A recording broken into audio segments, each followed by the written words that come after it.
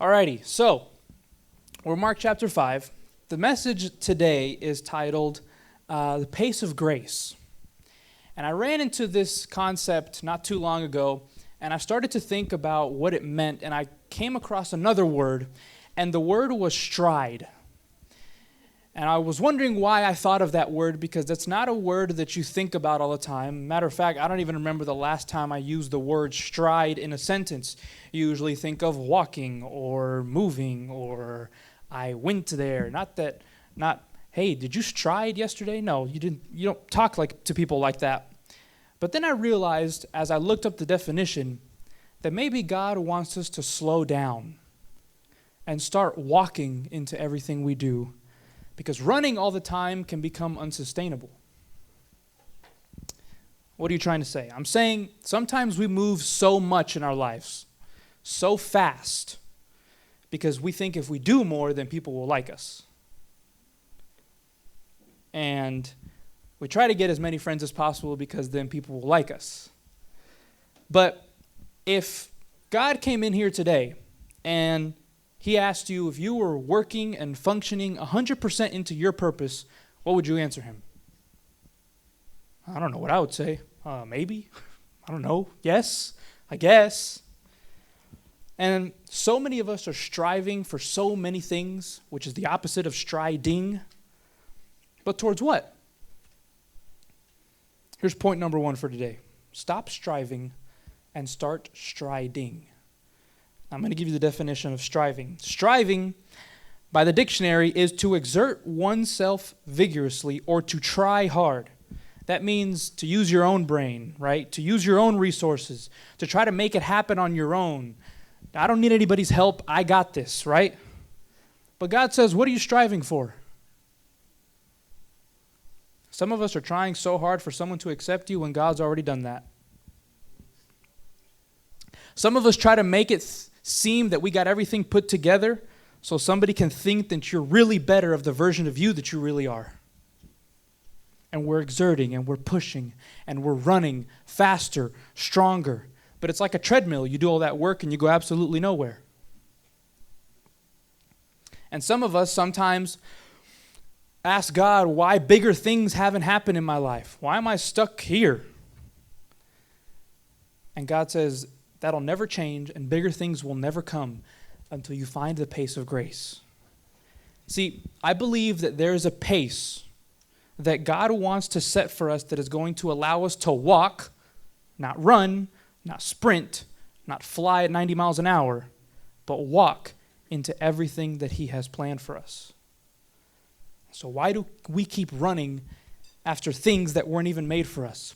Did you know that some of you and me, because this has happened before, some of us have met people that were never intended to be in our lives because we were striving without consulting God. There might be someone sitting next to you right now that you were never intended to meet. Think about that. But because you were asking God for a friend, and because you weren't asking God and you decided to do things on your own, those people are in your life. We deal with issues that weren't even supposed to be in our lives because we wouldn't walk the path. And we went a different way because someone else was running that way and we wanted to follow them. But the problem is that God says when you outrun me, you have to sustain yourself out there. But if you begin to stride, and here's the definition of striding. It says walking with long, decisive steps in a specific direction. Walking with long, decisive steps in a specific direction. It's the complete opposite of striving for things. God has a plan for our lives, a literal, specific direction that He wants you to go. But He doesn't want you to run into that, but walk into what He has planned. He doesn't want you setting out new trails for yourself. He wants you to walk in the ones that He's already walked in. Doesn't that make sense? Because God says when you walk in my path, and step where I've stepped, I've already been to the valleys. I've already been to the mountains. So step where I step and I can keep you out of danger. I know the best way for you to go. Don't blaze a new path, just step where I've stepped. And some of us, in 2019 this year, maybe need to start striding some more instead of striving for things that were never meant for us. Even if you take in the last, how many months do we have left? 7, 8, something like that? 8 months left. In the rest of 2019, if you were just to take 2 simple little steps into God's will, it's better than taking 1,000,000 on your own. The problem for me, and I guess for a lot of us, is that we don't live in that type of culture. We live in a bigger, faster, stronger now culture. But what if God wanted us to walk into his blessing for us instead of running? See, because the problem with running into anything is that there's damage. Run into a wall. Run into a pole. There will be damage. And what happens our whole life is that we run into situations without consulting God because we were striving, and then we leave those situations damaged and bruised. God says, if you could just find my pace of grace, you'll begin to walk into everything I have planned for you. So now you may be thinking, well, Kelvin, you've been rambling for about 10 minutes now about this whole pace of grace and stride thing. Well, how am I supposed to do that? I have no idea. I absolutely have no idea. I can't give you an answer. But the amazing thing about God is that he never leaves us without an answer. And there's always one place where we can go to find answers to these type of questions, and that's the Bible. So I look in the Bible, and I begin to think, was there someone that walked in God's grace all the time? Was there someone who impacted so many lives back then because he was walking that he's still impacting lives today? Was there someone who changed the world and the course of human history by simply striding, not striving, into what God had planned for him? No one else fits that criteria but Jesus. And Jesus, he walked. And let me give you a perfect example as to how I know that Jesus walked. Jesus fulfilled an entire Old Testament, that is 39 books of the Bible. The Bible points to who? Jesus, correct?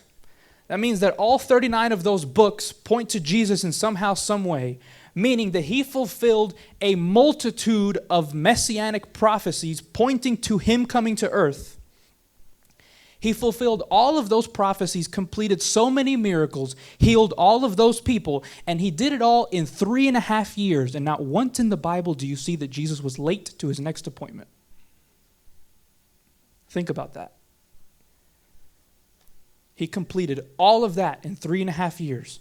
And not once do we see that Matthew, Mark, Luke, or John tells us Jesus arrived just a little late to where he needed to be. Jesus walked. There's a pace that you can live by on this planet Earth that is countercultural and will allow you to walk into what God has for you. Culture tells you to go faster, tells you to run harder, to work faster, harder, whatever it is. But Jesus gave us an eternal example on what it is to find the pace of grace.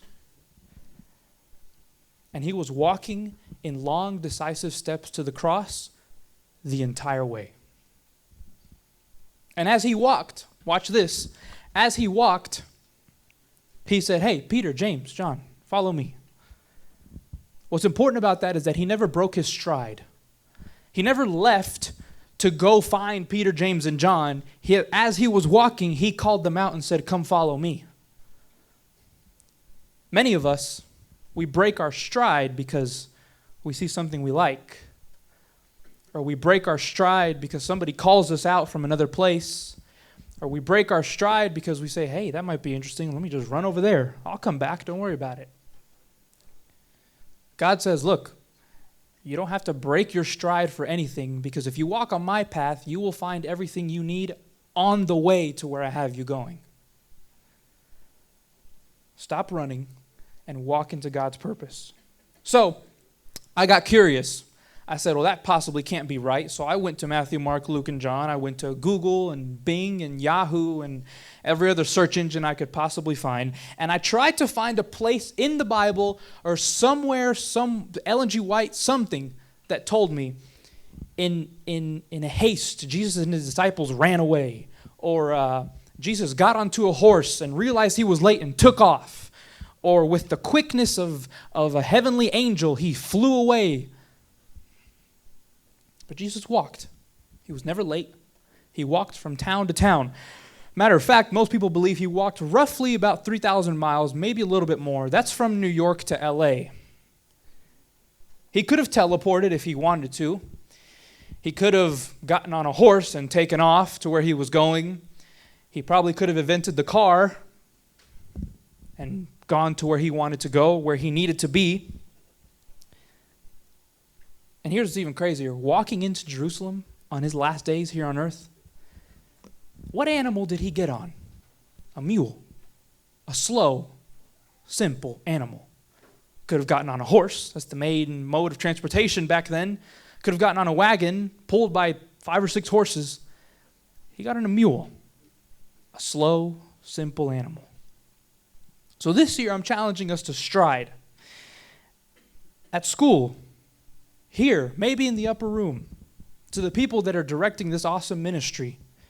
What if your goal for the last 7 months of the year was to run 100 awesome programs? But what if Jesus said, what if your well went deeper instead of wider? What if instead of running 100 programs, you just ran 20, but they were ran perfectly under my guidance and not under yours? I heard this quote, if the devil can't stop you, he'll get behind you and push you. Think about that for a second. If the devil can't stop you, if he can't get in front of you, he'll get behind you and he'll push you. Because he doesn't want you to stride. He wants you to blow right by what God has planned for you. And if you run, here's the problem with running through life. You miss the moments when miracles happen. Your testimony is a miracle in and of itself. You don't think you have one, but if you're running through life, you forget the moments where God saved you. The fact that you're sitting in a chair right here and you got from your house to here is a miracle in and of itself. But have you thought about that this morning? Think about Jesus walking on this earth.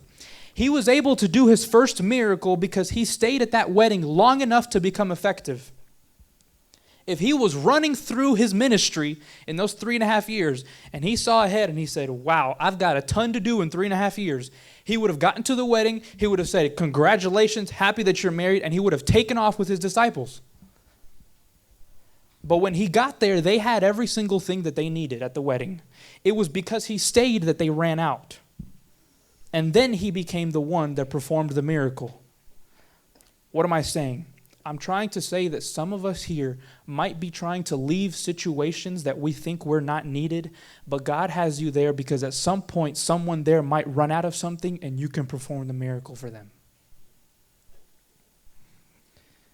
So I looked in the Bible and I said, what is the best example of Jesus walking?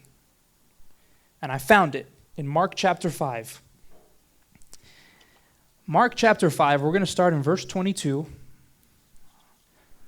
I don't even have it pulled up here. There we go. Mark chapter 5. Verse 22 says, then the leader of a local synagogue, whose name was Jairus, arrived, and when he saw Jesus, he fell at his feet, pleading fervently with him. My little daughter is dying, he said. Please come lay your hands on her so she can live. So I began thinking of this verse, and I said, we see a lot of pictures of this painted sometimes with Jairus coming up to Jesus, and we see him kneeling down and, Master, come save my daughter or whatever. It's hard for me to believe that that's what that image looked like. This is a dad here pleading for his daughter. His daughter's literally about to die. I can't imagine he all of a sudden reverently just sat there and asked Jesus to come heal her. He must have been screaming, right? Running. If he knew that Jesus was his only opportunity for his daughter to live, he must have been there almost freaking out, trying to get Jesus to hurry up to come save his daughter. Sometimes we might let people's urgencies break our stride. That didn't happen to Jesus. And here's where we see the pace that he was walking. Verse 24 says, Jesus went with him, and all the people followed him, crowding around him. Jesus could have broken his pace. He could have taken off. He could have said, all right, disciples, let's hut to, let's move. We got a miracle to do. but he walked at a pace where an entire crowd could follow him. Verse 25. We're going to read through the story very quickly. A woman in the crowd had suffered for 12 years with constant bleeding. She had heard, in fact, about Jesus, so she came behind him through the crowd and touched his robe. First she thought to herself, if I can touch his robe, then I will be healed. Immediately, the bleeding stopped. Jesus was walking, this is so crazy, Jesus was walking at a pace that this woman, the most broken person in that entire crowd, could reach out and touch him. Understand how powerful that is. If Jesus was running, if he had seen Jairus and said, all right, disciples, we're out of here, we got a daughter to save, that woman would have never been able to touch Jesus. What am I saying? I'm saying that God has people in your life. He has people ready for you to meet, but most of the time, we end up running and we miss the chance to show someone Jesus. Jesus walked at a pace that the most broken person in that entire crowd could reach out and touch his robe. Now, what's crazy about this is that we forget about the other guy who's asking for his daughter. Jairus at this point must have been freaking out. He must have been going crazy. Jesus stopped to talk to some woman? My daughter is down the street and she's dying, and he's over here doing what? What is he doing? Verse 30. As we keep reading the story, Jesus realized that the healing power had gone out of him. Verse 34, and he said to her, daughter, your faith has made you well. Go in peace. Your suffering is over. Verse 35, while he was still speaking to her, messengers arrived from the home of Jairus. At the same time, news comes from Jairus' family. And it says, hey man, look, don't worry about it. Don't bother the master anymore. I'm sorry. I don't know how to tell you. Your daughter's dead. And Jesus, in the midst of all this, verse 36, but Jesus overheard them and he said to Jairus, don't be afraid. Just have faith. Understand what just happened. He's dealing with the woman in the crowd. He's also dealing with Jairus at the same time. And while he's talking to her, he turns around, hears the news and says, hey, don't be afraid, just have faith. You see, I firmly believe that Jairus, he knew of Jesus and he must have heard of Jesus, but I don't think he had any idea who was walking towards his house. I think he might have thought it was just a guy that had performed some miracles.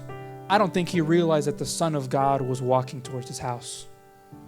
Because Jesus is the only one and will forever be the only one that can handle mayhem and a miracle at the same time. Verse 37, it goes on. Jesus stopped the crowd and wouldn't let anybody go in except Peter, James, and John. Here's the thing, only a few people will have the faith to see the miracle that God's going to do for your life.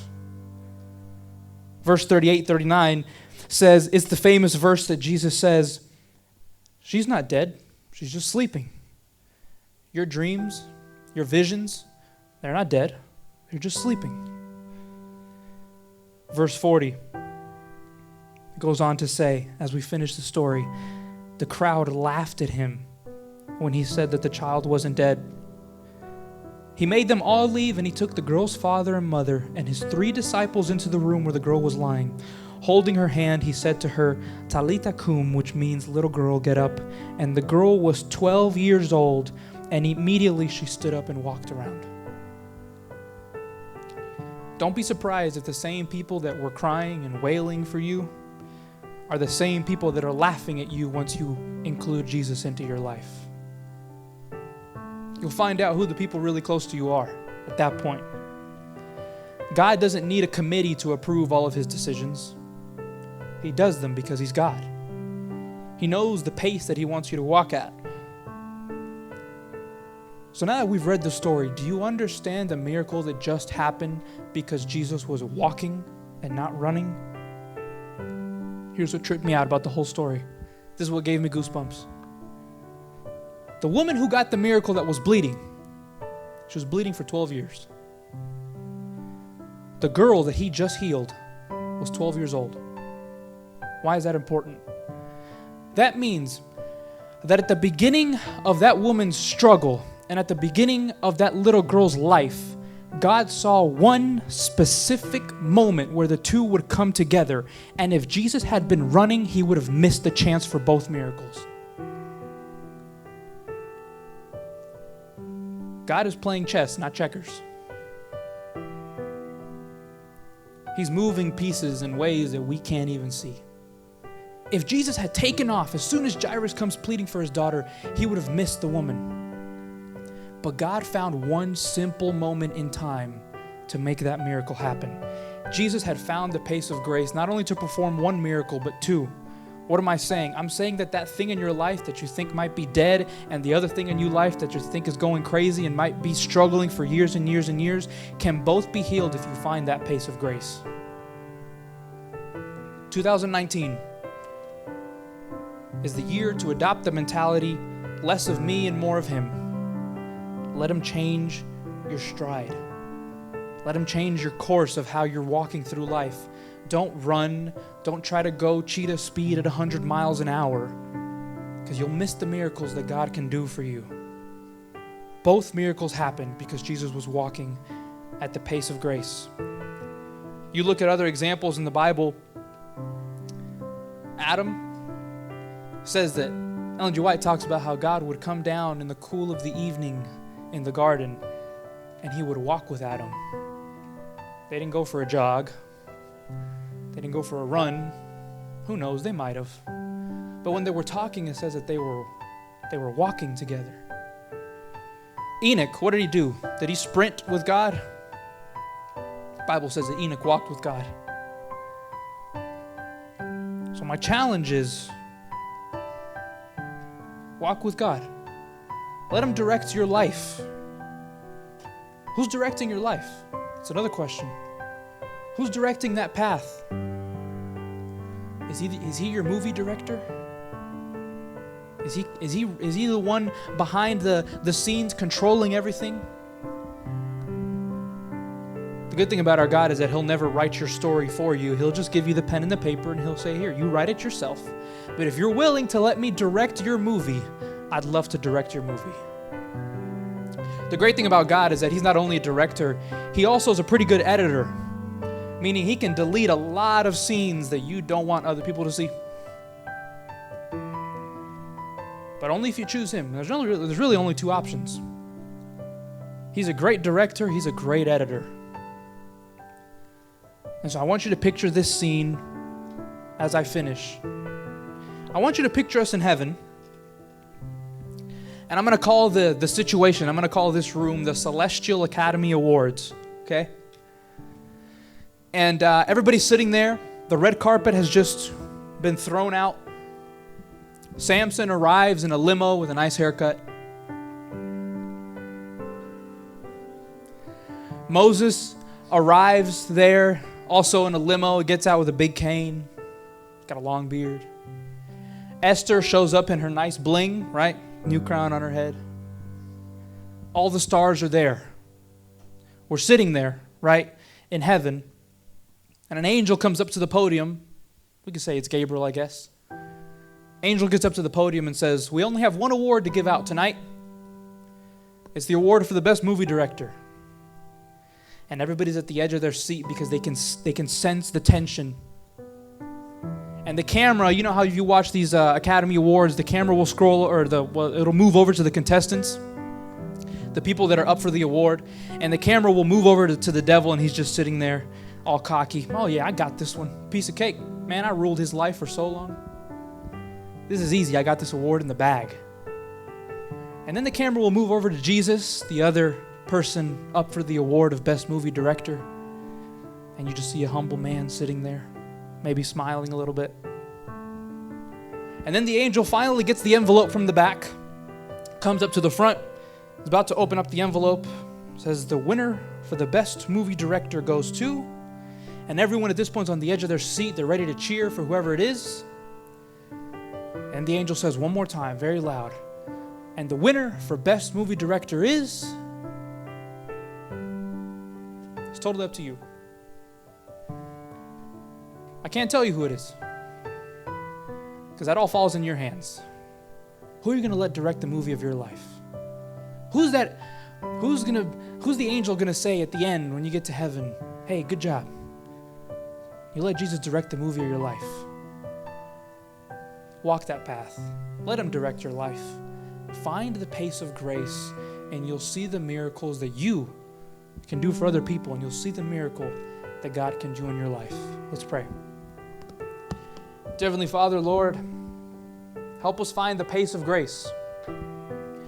We struggle with that sometimes because we live in a culture that wants us to work faster and harder and move quicker and get things done, or people aren't going to like us. And maybe we have to find more friends or get more jobs and get more money, because then finally we'll get the friends that we want. But you've promised us that we'll find everything that we need on the path that you have set for us. So Lord, I ask that you help us get that path today. Set it for us, Lord. Direct our lives so when we get to heaven, that angel can say at the Academy Awards, you know, the winner here has to be Jesus. Good job for letting him direct your life and keeping you on the path. Lord, as we leave this place, we're going to come in contact with a lot of people. Help us find the pace of grace. Don't let other people break our stride, because then people can follow us and find you. That's the ultimate goal. In your name we pray. Amen.